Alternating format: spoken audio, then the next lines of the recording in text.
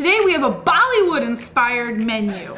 We are going to be bringing you a delicious samosa filled with turnip and sweet potato. I can't wait to make this. First up, we will be making our samosa pastry dough. To start with, you're going to want to have 2 cups of whole wheat flour. I have here King Arthur Premium 100% flour, and this is a cup. Cups are cups. So let's get that in there. 2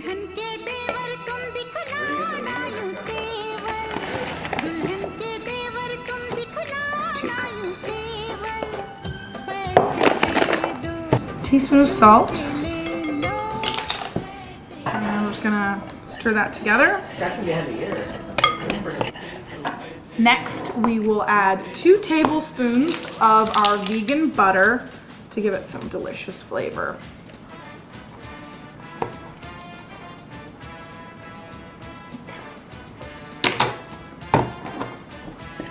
And you want to just make it crumbly. So we're just going to mix this in until it's crumbly. I don't see that happening, frankly. Okay, it's sandy. You want like a sandy quality. And then we are going to add water until it creates a dough.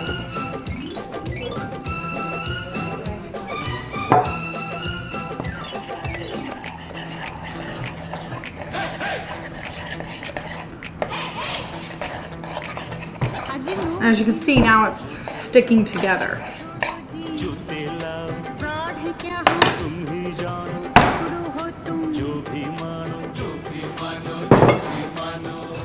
Now knead this together until you get a nice elastic ball. If it's too sticky, add more flour.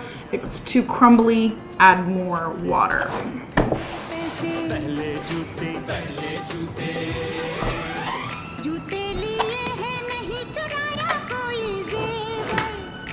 Okay, so we're gonna put this back in our bowl and we're gonna let it sit for 30 minutes. And that way it'll have rested and we can roll it out and make our dough.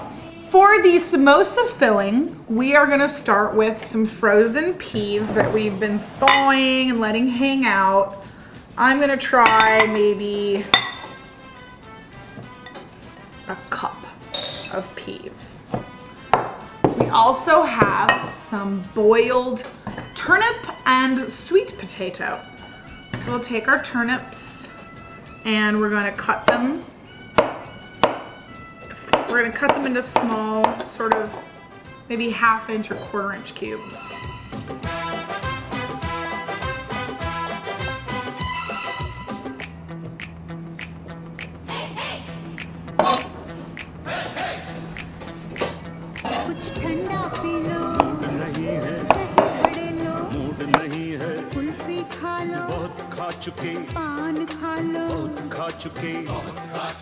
I'm gonna also add about a cup of onions. Those smell fantastic.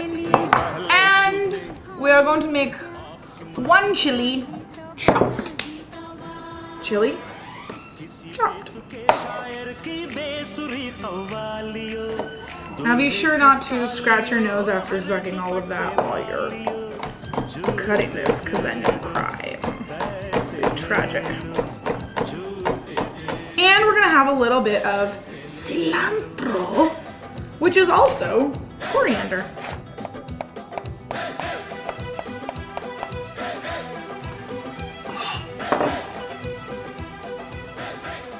And garlic, lest we forget.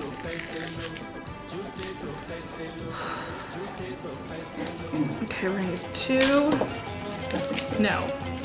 3 heads of garlic for this one. I'm feeling like I want garlic.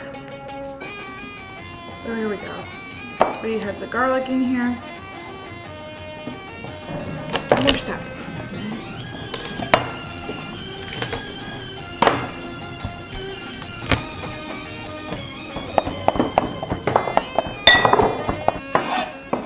I could lick the cutting board right now. All right, we've got some grated ginger. I'm gonna go for That's probably 2 inches, I keep hearing, of ginger. So we're gonna start out with a teaspoon of our coriander, a teaspoon of cumin, 2 teaspoons of garam masala. So let's just get that in there. Boom. Boom. A half a teaspoon of turmeric. And then do I want cardamom?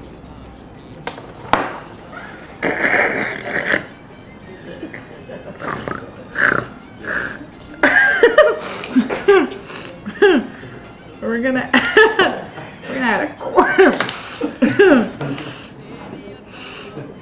We're gonna add a quarter of a teaspoon of that. Very light quarter of a teaspoon of that. So here we go. Let's give it our filling a stir. Oh gosh.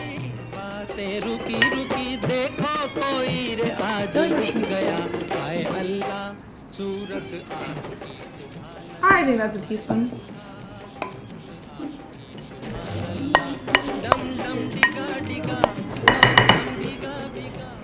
Now that we have our stuffing mixed and made, we are going to roll out our pastry dough and we're gonna make some samosa pockets.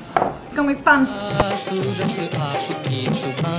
Our dough has rested and we're ready to roll it out. One of the websites I read mentioned doing something I think I'm gonna go for, which is to take smaller bits of it and make balls. Let's make a little ball, watch. And you want to make it no thicker than a dime. But yes, I am using a thermos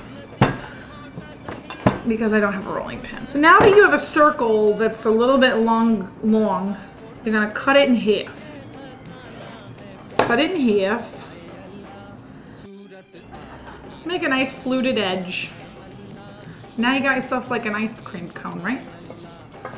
And now you fill the little ice cream cone with filling. Put some of that yummy stuff in there. And now bring the edges of this section over. And give that a pinch. And now, look at that, huh? Huh?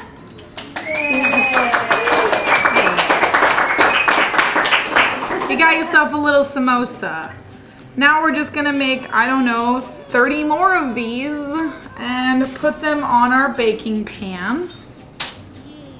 And put them in the oven at 400, preheated 400. All right, we're gonna keep a good eye on these and probably keep them in for about 10 or 15 minutes.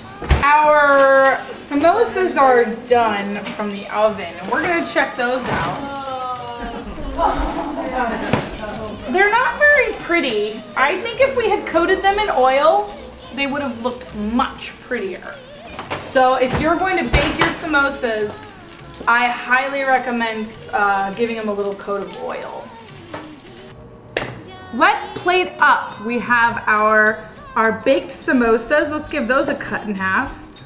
And I think they're okay, actually. I think if you don't overcook them, they remain, you know, soft and pliable.